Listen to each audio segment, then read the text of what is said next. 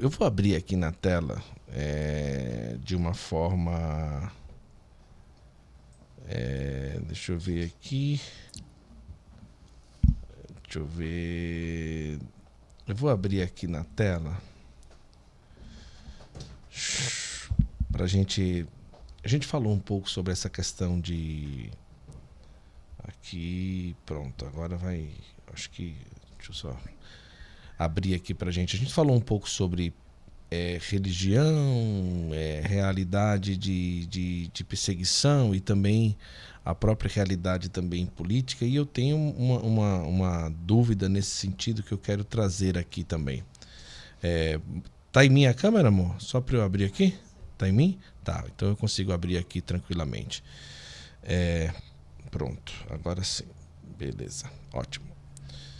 Eu estava dando uma olhada nesse último relatório agora, né, dos perseguidos, mas não esquecidos, né, 2022 a 2024. E tem um mapa logo aqui no início, que ele vai tratando aqui de diversos países, não é?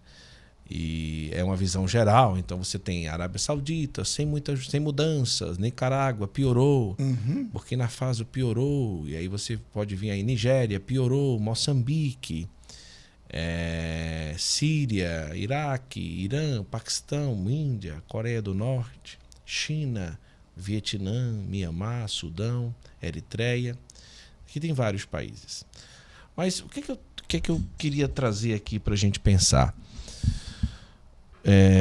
Sem querer demonizar a questão política no mundo, porque eu acho que demonizar a questão política é um erro, porque também a gente acaba se afastando de um lugar que também, de certa forma, as pessoas boas ou de boa fé devem estar também, mas sem querer demonizar a política, quando se fala de perseguição religiosa nesses lugares, claro, nós não vamos conseguir citar todos os países, mas até que ponto a realidade política ela serve como um pano de seda ou um pano de fundo para uma perseguição religiosa? Né? Porque se a gente olhar aqui, será que as pessoas na maioria desses países olham, não, você é católico, eu vou te perseguir? Ou por muitas vezes se tem um plano de fundo político para acabar trazendo de você acabar dizendo, olha, eu estou te convencendo que isso é religioso ou político, mas na verdade é religioso. Até que ponto isso existe como plano de fundo nesses países aí? Em primeiro lugar, a gente tem que entender uma coisa. Se nós formos ser rigorosos analiticamente, não existe conflito religioso. Existe conflito político-econômico. O religioso é sempre um pretexto para você... Na origem, o religioso é um pretexto para você executar uma perseguição política, frequentemente por motivos econômicos. Motivos econômicos que não é bem econômicos como nós, na sociedade ocidental, pensamos.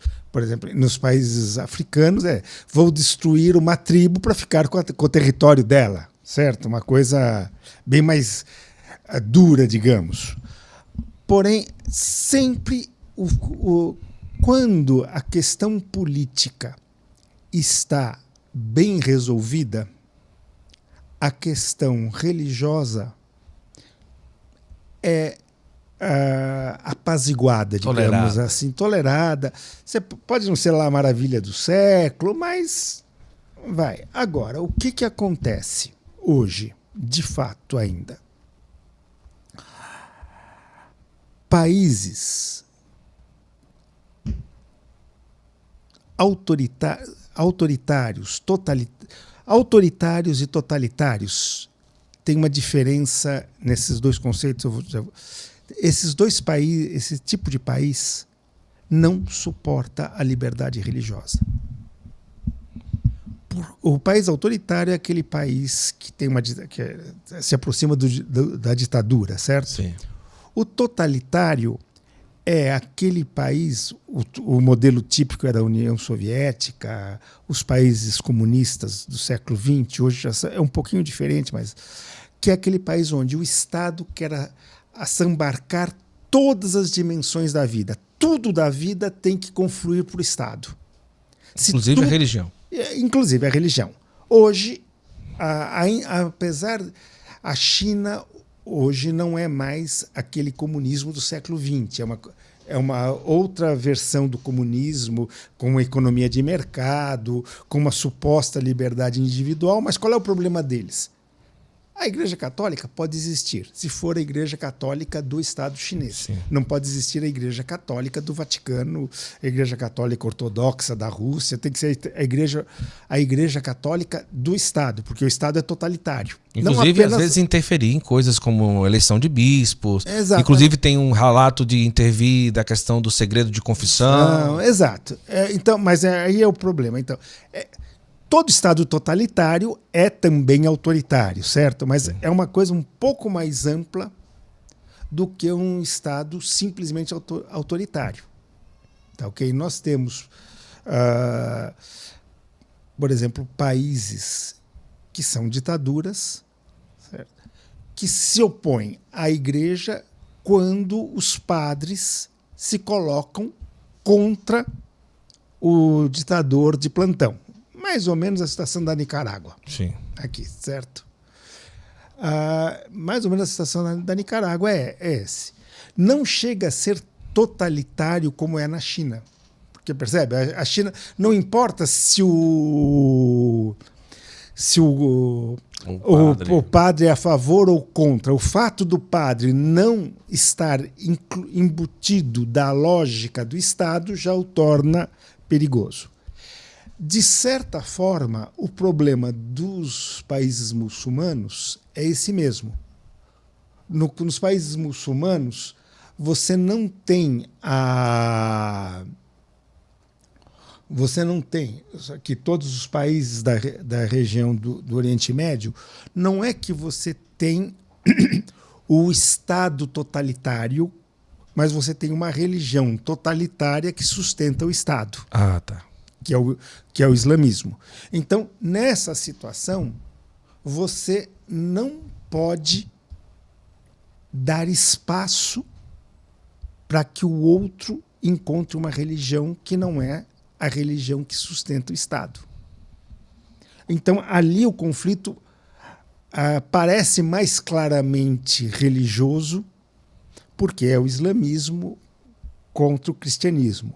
Porém, mesmo ali, o problema é o mesmo.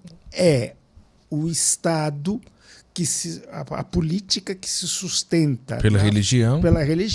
Então, qualquer fissura na religião ela pode oficial perder espaço. Vai atrapalhar a política. Nossa, é uma coisa... Então, praticamente nesses todos aqui, como Irã, Iraque, Síria, Paquistão... aqui, por exemplo, aqui nós temos alguns exemplos, né? Então vamos lá. Síria continua a perseguição no noroeste, êxodo dos cristãos aumenta o risco. Iraque, uma legislação nova que restringe a liberdade religiosa. O status do patriarca foi retirado pelo Estado. Irã piorou, porque o aumento do número dos cristãos detidos, inclusive por distribuir Bíblias. Paquistão, números sem precedentes de igrejas atacadas e aumento dos ataques a meninas e mulheres cristãs. Nossa, isso é muito forte, né? É terrível. São situações que... Assim, eu, como pai, me dá um calafrio só de pensar.